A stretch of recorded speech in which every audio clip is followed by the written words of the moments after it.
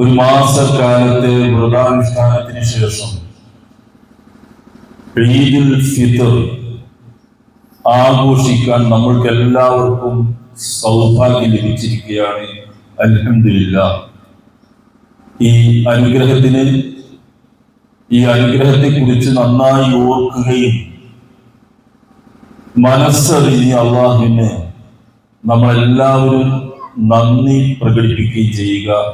അള്ളാഹു നമ്മൾക്ക് എല്ലാവർക്കും അവന് നന്ദി കാണിച്ച് ജീവിക്കാനുള്ള തൗഫീഖ് നൽകി അനുഗ്രഹിക്കുമാറാവട്ടെ.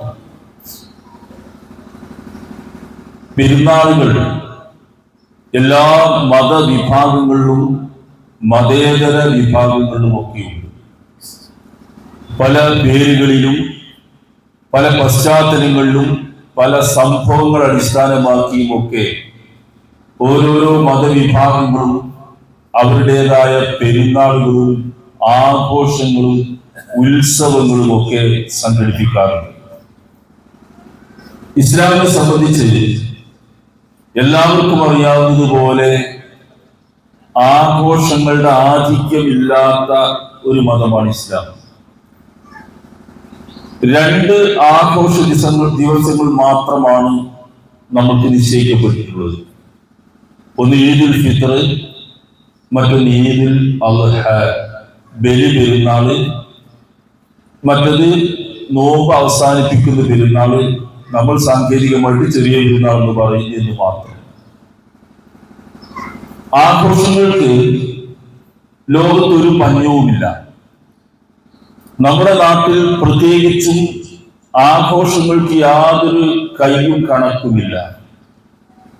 മലയാളി സമൂഹത്തിന്റെ ഒരു പ്രത്യേക സംസ്കാരം ഇപ്പോൾ രൂപപ്പെട്ടു വന്നിട്ടുള്ളത് ഏത് നിസ്സാര കാര്യങ്ങൾ മുന്നിൽ വന്നാലും അതൊന്ന് ആഘോഷിക്കുകയല്ലേ എന്ന് പറഞ്ഞുകൊണ്ട് ആഘോഷങ്ങൾ ഉണ്ടാക്കുന്ന ഒരു തലമുറയായിട്ട് നമ്മുടെ സമൂഹം മാറിയിട്ടുണ്ട്. നമ്മുടെ നാട്ടിൽ തന്നെ വിവിധ ജാതി മത വിഭാഗങ്ങളൊക്കെ നടത്തുന്ന ആഘോഷങ്ങൾക്ക് പുറമെ വൈദേശികമായി നിൽക്കുന്ന ഏതെങ്കിലും ആഘോഷങ്ങൾ ഉണ്ടെങ്കിൽ അതും ഇങ്ങോട്ട് ഇറക്കുമതി ചെയ്ത് ആഘോഷിക്കുന്നിടത്താണ് നമ്മളുടെ ആളുകൾ ഇപ്പോഴുള്ളത്.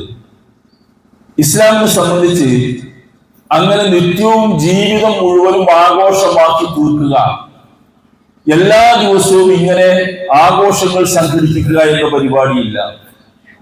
ഇസ്ലാം മനുഷ്യന്റെ ജീവിതത്തെ കാണുന്നത് വളരെ ഗൗരവമുള്ള ഒരു ഉത്തരവാദിത്വം നിർവഹിക്കേണ്ട ഒരു സന്ദർഭമായിട്ടാണ്. ആ ഗൗരവമുള്ള ഉത്തരവാദിത്തമാണ് നമ്മളുടെ ജീവിതം. ഐഹിക ജീവിതത്തിനപ്പുറം, മരണത്തിനപ്പുറമുള്ള ഒരു ലോകത്തെ സംബന്ധിച്ച് വിശ്വസിക്കുന്നവരും ആ ജീവിതത്തിൽ നിത്യമായ വിജയം നേടണമെന്ന് അങ്ങേയറ്റം മനസ്സുകൊണ്ട് ആഗ്രഹിക്കുന്നവരുമാണ് വിശ്വാസികളായ നമ്മളെല്ലാവരും.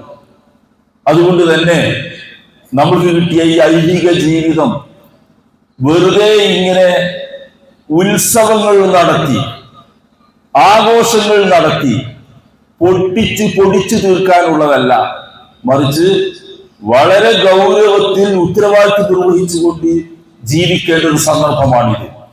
അതുകൊണ്ടാണ് ഇസ്ലാമിലെ 2 ആഘോഷങ്ങളുടെയും പശ്ചാത്തലങ്ങൾ നിങ്ങൾ പരിശോധിച്ച് നോക്കുക. ഒന്ന്, ഒരു മാസക്കാലത്തെ വ്രതാനുഷ്ഠാനത്തിന് ശേഷം കടന്നു വരുന്ന ഒരാഘോഷമാണ്. അത് കേവലമായ പൊട്ടിച്ചു തീർക്കലിൽ തീരുന്ന ഒരു കാര്യമല്ല. അന്തരീക്ഷത്തിലേക്ക് വെറുതെ പടക്കം പൊട്ടിച്ചു തീർക്കുന്ന ഒരു സംഗതിയായി മാറില്ല, മറിച്ച് ഗൗരവമുള്ള, വളരെ ഗൗരവമുള്ള, അങ്ങേയറ്റം ആത്മാർത്ഥമായി മനസാന്നിധ്യത്തോടുകൂടി നിർവഹിച്ച ഒരു ആരാധനയായിരുന്നു റമദാൻ മാസത്തിലെ നോമ്പ്. അതിന്റെ പരിസമാപ്തിയായിട്ട് ഒരു ആഘോഷം കടന്നു വരുമ്പോൾ അതിന്റെ അകക്കാമ്പ് നിറഞ്ഞ ഒരു ആഘോഷമേ നമുക്ക് നടത്താനാവൂ. അതാണ് ഒരു ആഘോഷം. അത് അത്രയും ഗൗരവത്തിൽ തന്നെയാണ് ഇസ്ലാം കാണുന്നത്. രണ്ടാമതുള്ള ഈദുൽ അദ്ഹയും അങ്ങനെ തന്നെയാണ്. 4000 വർഷങ്ങൾക്ക് മുമ്പ് നടന്ന ഇബ്രാഹിം നബി അലി ഇസ്ലാമിയുടെയും മകൻ ഇസ്മായിൽ നബി അലി ഇസ്ലാമിയുടെയും ജീവിതത്തിലെ വളരെ പ്രധാനപ്പെട്ട ഒരു അധ്യായം ഓർത്തുകൊണ്ട്, ഒരു വലിയ ഓർത്തുകൊണ്ട് അതിന്റെ പശ്ചാത്തലത്തിൽ നടക്കുന്ന ഒരാഘോഷമാണ്. അതിനും വെറുതെ ഉല്ലാസം, ഉത്സവം എന്നൊക്കെ പറയുന്ന രീതിയിലുള്ള ഒരു കാര്യമാക്കി പൊട്ടിച്ചു തീർക്കാൻ കഴിയില്ല. മറിച്ച് വളരെ ഭയഭക്തിയോടുകൂടി നടത്തേണ്ട ഒരു ആഘോഷമാണ്. ഇസ്ലാം മനുഷ്യനെ ഗൗരവമുള്ള ജീവിതം പഠിപ്പിക്കുന്നതോടൊപ്പം തന്നെ മനുഷ്യൻ എന്ന നിലക്കുള്ള അവന്റെ പ്രകൃതിജന്യമായ മോഹങ്ങളും താല്പര്യങ്ങളും ഒക്കെ ഒരു പരിധി വരെ അത് അംഗീകരിച്ചു കൊടുക്കുന്നു. പരിധിയില്ലാത്ത രീതിയിലല്ല. മനുഷ്യൻ ആഘോഷിക്കണമെന്നത് മനുഷ്യ പ്രകൃതിയാണ്, ഉല്ലസിക്കണമെന്നത് മനുഷ്യ പ്രകൃതിയാണ്. റസൂലുള്ളാഹിന്റെ വാക്ക് റബ്ബിഹു ഖുലൂബക്കും ഹീനൻ ബൈദ, നിങ്ങൾ നിങ്ങളുടെ മനസ്സുകൾക്ക് ഓരോരോ സന്ദർഭങ്ങൾക്ക് അനുസരിച്ച് ആശ്വാസം പകർന്നു കൊടുക്കണം. അള്ളാഹുവിന്റെ റസൂലിന്റെ വാക്കാണത്. 1400 വർഷങ്ങൾക്ക് മുമ്പ് ആ കാലഘട്ടത്തിൽ നിന്നുകൊണ്ട് പറയുന്നത് റസൂലുള്ളാഹ് മനുഷ്യർക്ക് മനസ്സിന് ആശ്വാസം പകരുന്ന വിധത്തിൽ ഇടയ്ക്കിടയ്ക്ക് ഉല്ലാസവും ഉത്സവവും ഒക്കെ പകർന്നു നൽകി ഉന്മേഷം നൽകണമെന്ന് തന്നെയാണ്. വരണ്ടുണങ്ങിയ ജീവിതസ്പർശി അല്ലാത്ത, ഒട്ടും ആശ്വാസം ലഭിക്കാത്ത, ഉല്ലാസവും ആശ്വാസം ലഭിക്കാത്ത ഒരു ജീവിതമല്ല, മറിച്ച് അതൊക്കെ ലഭിക്കുന്ന രൂപത്തിലാണ് റസൂലുള്ളാഹ് ആ കാര്യം പഠിപ്പിച്ചിട്ടുള്ളത്. നബി സല്ലല്ലാഹു അലൈഹി വസല്ലമയുടെ സദസ്സിൽ വെച്ച് ഒരു പെരുന്നാൾ ദിവസം 2 പെൺകുട്ടികൾ, കൊച്ചു പെൺകുട്ടികൾ വന്ന് പാട്ടുപാടുന്ന ഒരു സംഭവമുണ്ട്. ആ പാട്ടുപാടുന്നത് കണ്ടുകൊണ്ടാണ് അബൂബക്കർ റളിയല്ലാഹു അൻഹു റസൂലിന്റെ ഉറ്റ സുഹൃത്ത് അബൂബക്കർ റളിയല്ലാഹു അൻഹു വീട്ടിലേക്ക് കയറി വരുന്നത്. അബൂബക്കർ റളിയല്ലാഹു അൻഹു സാധാരണമായിട്ട് ആ പ്രായത്തിലുള്ള ആളുകൾ പ്രതികരിക്കുന്നത് പോലെ പ്രതികരിച്ചു. അദ്ദേഹം ചോദിച്ചത്, അള്ളാഹുവിന്റെ റസൂലിന്റെ തിരുസന്നിധിയിൽ വെച്ച് ഈ ചെകുത്താന്റെ വീണ വായിക്കുകയാണോ എന്നാണ് അദ്ദേഹം ചോദിച്ചത്. ആരും ചോദിച്ചു പോകുന്നത് അങ്ങനെയാണ് മനുഷ്യന്റെ സ്വഭാവം, അങ്ങനെയാണ്, മുതിർന്നാൽ അങ്ങനെയാണ്. പക്ഷെ അള്ളാഹുവിന്റെ റസൂൽ പറഞ്ഞതാഹുമായ അബൂബക്കറെ, ആ കുട്ടികളെ വിട്ടേക്ക്, അവർ പാടട്ടെ, ഇന്ന് നമ്മുടെ പെരുന്നാൾ ദിവസമാണ്, അവർ പാടട്ടെ എന്നാണ് അള്ളാഹുവിന്റെ റസൂൽ. അതാണ് മനുഷ്യ പ്രകൃതി. മനുഷ്യന് അങ്ങനെയൊക്കെ താല്പര്യങ്ങളുണ്ട്. ആ താല്പര്യങ്ങൾ, മനുഷ്യന്റെ അത്തരം ആഗ്രഹങ്ങൾ അംഗീകരിച്ചു കൊടുക്കുന്നു റസൂൽ സല്ലല്ലാഹു അലൈഹി വസല്ലം. മതം അത് അംഗീകരിക്കുന്നുണ്ട്. പല സംഭവങ്ങളിലൂടെയും ഇസ്ലാം ഇത് പഠിപ്പിക്കുന്നുണ്ട്.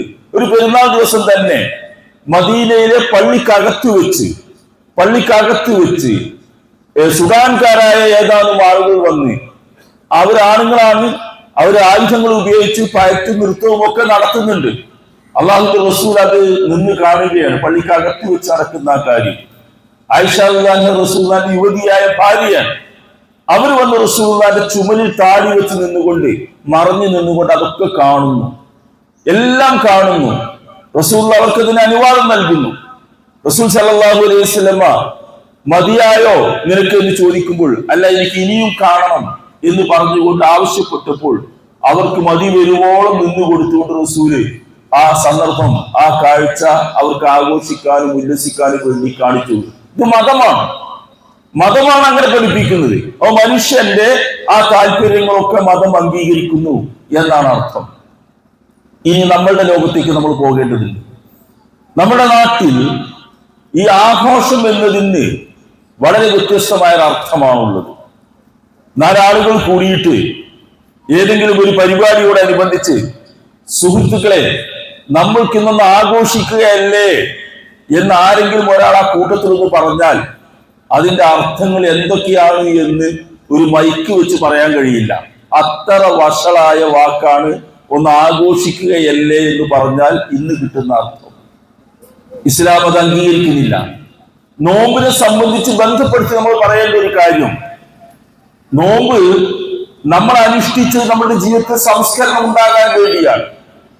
ഒരു വലിയ സംസ്കരണം നമ്മൾക്ക് നേടിക്കഴിഞ്ഞൊരു മാസക്കാലത്തെ പരിശീലനത്തിലൂടെ, ഈ ഒരു ദിവസത്തെ ആഘോഷത്തിലൂടെ എല്ലാ വിശുദ്ധിയും, നോമ്പിലൂടെ നേടിയ എല്ലാ പരിശുദ്ധിയും പൊട്ടിച്ചെറിഞ്ഞുകൊണ്ട്, നശിപ്പിച്ചുകൊണ്ട് പഴയ അവസ്ഥയിലേക്ക് തന്നെ, അല്ല അതിനേക്കാൾ മോശമായ അവസ്ഥയിലേക്ക് തിരിച്ചു പോകാൻ പാടില്ല. നോമ്പ് നമ്മളുടെ ജീവിതത്തിൽ ഉണ്ടാക്കിയ ആ ടെമ്പർ പൊട്ടിച്ചുകൊണ്ട് നമ്മളാരും പുറത്തു ചാടി തോന്നിയതുപോലെ ജീവിക്കാൻ പാടില്ല എന്നല്ല, വളരെ ശ്രദ്ധയോടുകൂടി നമ്മൾ മനസ്സിലാക്കേണ്ട ഒരു പാഠം, ആഘോഷത്തിന്റെ പേരിൽ, പെരുന്നാളിന്റെ പേരിൽ ഒരു വാജിബായ കാര്യവും നമ്മൾക്ക് ഇന്ന് അല്ലാതായി മാറുന്നില്ല. മതം നിർബന്ധമായി കൽപ്പിച്ച ഒരു കൽപ്പനയും ഇന്ന് നമ്മുടെ ജീവിതത്തിൽ ഒഴിവാകുന്നില്ല എന്ന് മാത്രമല്ല, അല്ലാഹുവും റസൂലും ഹറാം, നിഷിദ്ധം എന്ന് കൽപ്പിച്ച കാര്യമുണ്ടല്ലോ, മതപരമായിട്ട് നിഷിദ്ധം എന്ന് കൽപ്പിച്ച കാര്യം, അതൊന്നും നമ്മൾക്ക് ഇന്ന് അനുവദനീയമാകുന്നില്ല. ഇന്നോ നാളെയോ അനുവദനീയമാകുന്നില്ല, ഒരു ദിവസവും അനുവദനീയമല്ല. പിന്നെ എന്താണ് പിന്നെ ആഘോഷം? ആഘോഷത്തിന്റെ പരിധി അല്ലാഹുവും റസൂലും അനുവദിച്ച കാര്യങ്ങളിൽ അല്പം ഉദാരത ലഭിക്കുന്നു എന്നതല്ലാതെ ഒരു ഹറാമും ഹലാലാകാൻ ഇന്നൊരു കാരണവും മതം പഠിപ്പിക്കുന്നില്ല. ഹറാമുകൾ ചെയ്യാനുള്ള ഒരു സൗകര്യം, ഒരു തുറന്നു കൊടുക്കലല്ല ആഘോഷ പരിപാടികൾ. അത് നമ്മൾ പ്രത്യേകം ശ്രദ്ധിക്കേണ്ട കാര്യമാണ്.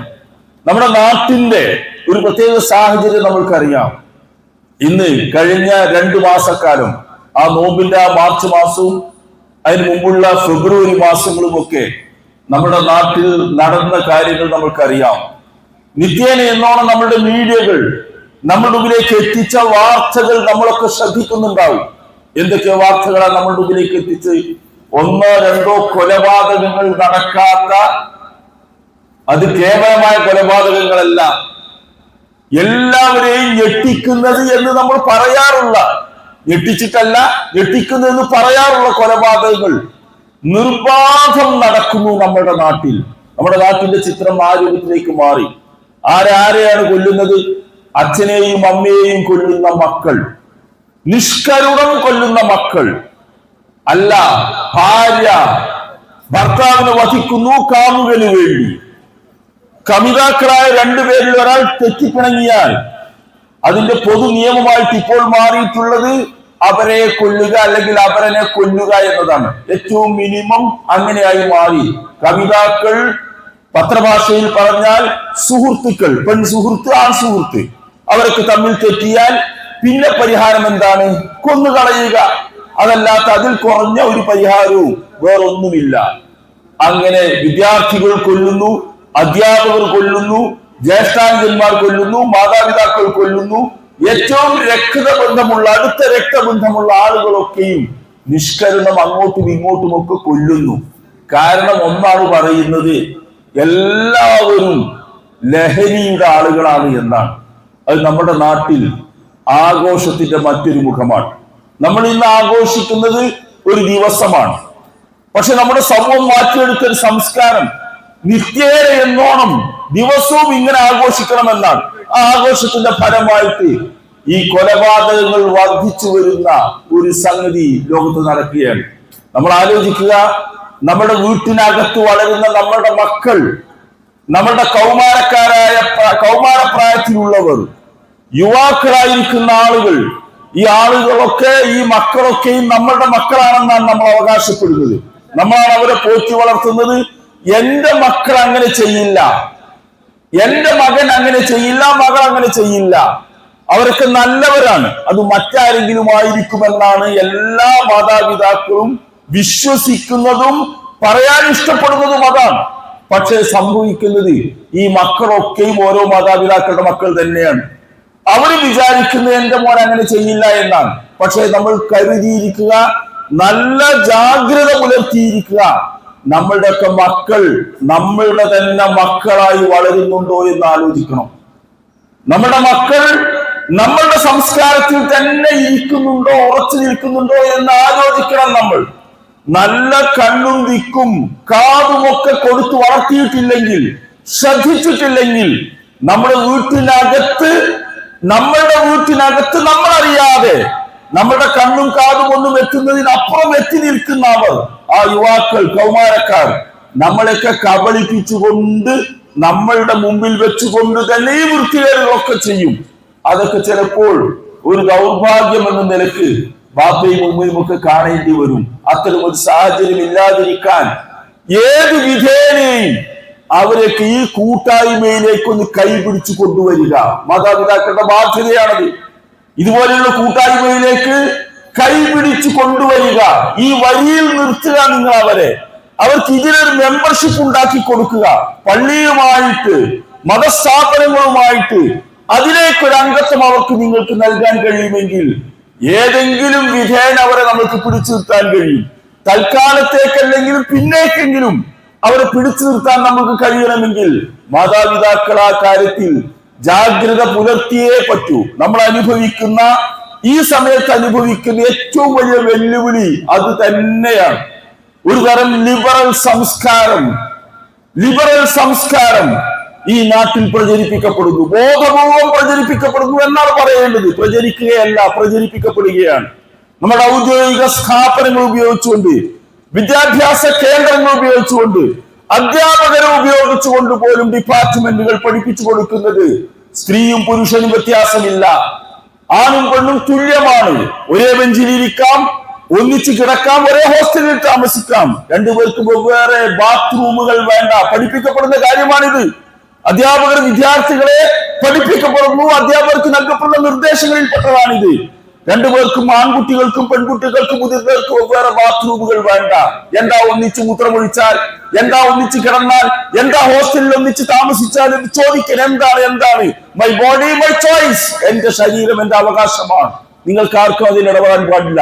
ഞാൻ 18 വയസ്സായിട്ടുണ്ട്, എനിക്ക് 21 വയസ്സായിട്ടുണ്ട്, ഇന്ത്യക്ക് സ്വാതന്ത്ര്യം കിട്ടിയിട്ടുണ്ട്, ഈ വീട്ടിൽ മാത്രം സ്വാതന്ത്ര്യം കിട്ടിയിട്ടില്ലേ എന്ന് ചോദിക്കുന്ന ഒരു തരം വഷളായ ലിബറൽ സംസ്കാരം ബോധപൂർവം ഇവിടെ പ്രചരിപ്പിക്കുന്നു.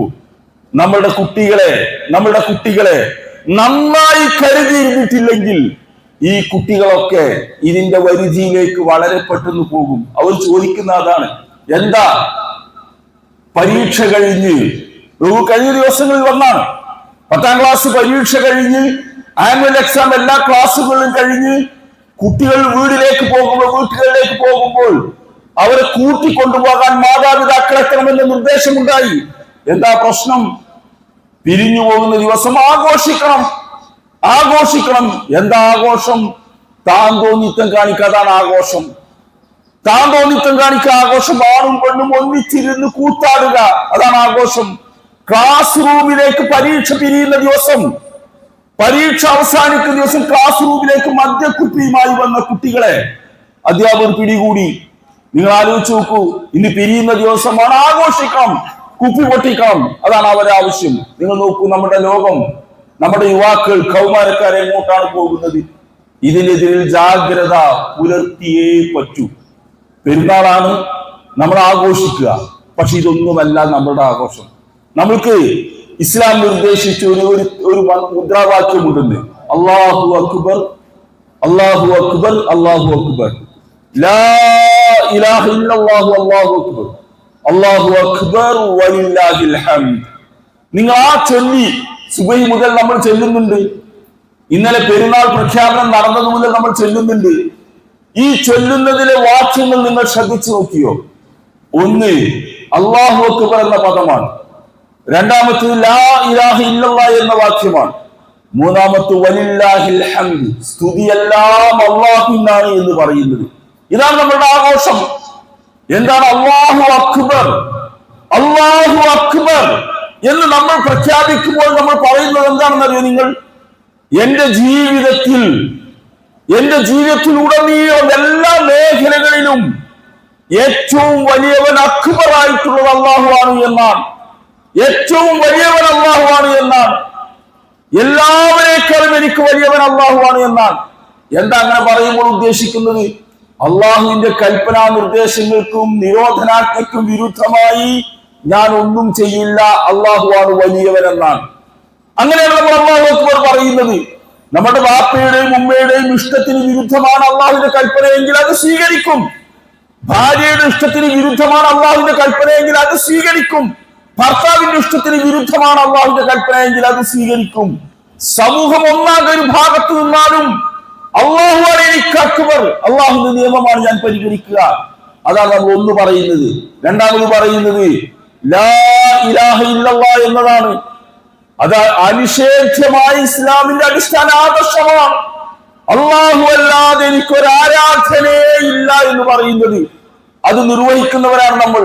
അള്ളാഹു അല്ലാത്ത ഒന്നിനെയും ആരാധിക്കാത്ത, പ്രാർത്ഥിക്കാത്ത, ഒന്നിന്റെ മുമ്പിലും തലകുനിക്കാത്ത, അജയ്യമായി നിലനിൽക്കുന്ന ഒരു ആദർശം, അതാണ് ലാ ഇലാഹ ഇല്ലല്ലാഹ്.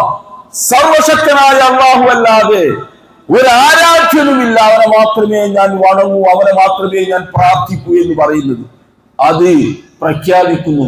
മൂന്നാമത്തത് വലില്ലാഹിൽ ഹംദ്, സ്തുതിയെല്ലാം അല്ലാഹുവിനാണ് എന്നാണ്.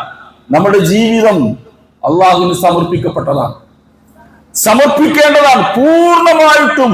അസ്ലംതു ലിറബ്ബിൽ ആലമീൻ, ഞാനിതാ സർവ്വലോക രക്ഷിതാവിന് സമർപ്പിച്ചിരിക്കുന്നു ജീവിതം. ആ ജീവിതത്തിൽ അള്ളാഹു ചെയ്തെന്ന അനുഗ്രഹങ്ങൾ ഓർത്തുകൊണ്ട് അവന്റെ അങ്ങേയറ്റത്തെ പരിധിയില്ലാത്ത കാരുണ്യത്തിന് വിധേയമായി ജീവിക്കുന്ന നമ്മൾ അവന് നിത്യേന സ്തുതിച്ചുകൊണ്ടേയിരിക്കണം. ആ അൽഹംദുലില്ലാഹ് എന്നാണ് ഈ മൂന്ന് കാര്യങ്ങളും പെരുന്നാളിന്റെ ആഘോഷമായിട്ട് നമ്മൾക്ക് പറയാനുള്ളത്. അല്ലാഹു അക്ബറും ലാ ഇലാഹ ഇല്ലല്ലാഹും അൽഹംദുലില്ലാഹുമാണ്. ആ അല്ലാഹുവിനെ തവക്കുൽ ചെയ്തുകൊണ്ട് അവനിൽ അർപ്പിച്ചുകൊണ്ട് വളരെ സന്തോഷത്തോടുകൂടി മാനസികമായ നിറഞ്ഞ നിർവൃതിയോടുകൂടി, വാക്കുകൾക്കും വർണ്ണനകൾക്കും ഒക്കെ അപ്പുറം നിൽക്കുന്ന നിർവൃതി ഉണ്ടല്ലോ, ഒരാഘോഷത്തിന്റെ നിർവൃതി. ആ നിർവൃതി അനുഭവിച്ചുകൊണ്ട് നമ്മൾ ഈ പെരുന്നാൾ ആഘോഷിക്കുക. അത് അള്ളാഹുവിനെ സ്തുതിക്കാനാവണം, ലാ ഇലാഹ ഇല്ലല്ലാഹ് പ്രഖ്യാപിക്കാനാകണം, തക്ബീർ മുഴങ്ങാനാവണം, അള്ളാഹുവാണ് വലിയവൻ എന്ന് പ്രഖ്യാപിക്കാനാവണം. ആ രീതിയിൽ നമ്മുടെ പെരുന്നാൾ ആഘോഷിക്കുക. അതിരുകൾ ലംഘിക്കാതെ, പരിധികൾ കടന്നു പോവാതെ, നിയമത്തിന്റെ വൃത്തത്തിനുള്ളിൽ പൂർണ്ണമായി നിന്നുകൊണ്ട് തന്നെ നമ്മുടെ പെരുന്നാൾ ആഘോഷിക്കാൻ നമ്മൾ ശ്രമിക്കുക. ഈ ഒരു വാക്ക് കൂടി പറയട്ടെ, ഒരു മാസക്കാലം നമ്മൾ നേടിയത് ഇന്ന് ഉടച്ചു കളയാതിരിക്കുക. ഇതുവരെ നേടിയതൊക്കെ ഇന്ന് ഉടച്ചു പൊട്ടിച്ചു കളയാതിരിക്കുക. അല്ല, അടുത്ത 11 മാസക്കാലം ഇൻഷാ അല്ലാഹ് ആയുസ്സുണ്ടെങ്കിൽ നമ്മൾക്ക് ജീവിക്കാൻ ആവശ്യമായ വിഭവങ്ങൾ സമാഹരിച്ചിട്ടുണ്ട്. ഈ ഒരു മാസം എനർജി നമ്മൾ സമാഹരിച്ചിട്ടുണ്ട്, ഇന്ധനം നമ്മൾ സമാഹരിച്ചിട്ടുണ്ട്. അത് അടുത്ത 11 മാസക്കാലം ഓടാൻ ആവശ്യമായതാണ്. അത് വെച്ചുകൊണ്ട് നല്ല രീതിയിൽ ജീവിച്ചു പോകാൻ നമ്മൾ ശ്രമിക്കുക. സർവശക്തനായ അല്ലാഹു നമ്മൾക്ക് എല്ലാവർക്കും എല്ലായ്പ്പോഴും അവന്റെ അനുഗ്രഹങ്ങൾ നൽകി, നാഥ നിന്റെ ദീൻ അനുസരിച്ച് ജീവിച്ച് മരിക്കാനുള്ള തൗഫീഖ് അല്ലാഹുവേ നീ ഞങ്ങൾക്ക് എല്ലാവർക്കും കനിഞ്ഞേകുമാറാകണേ നാഥ.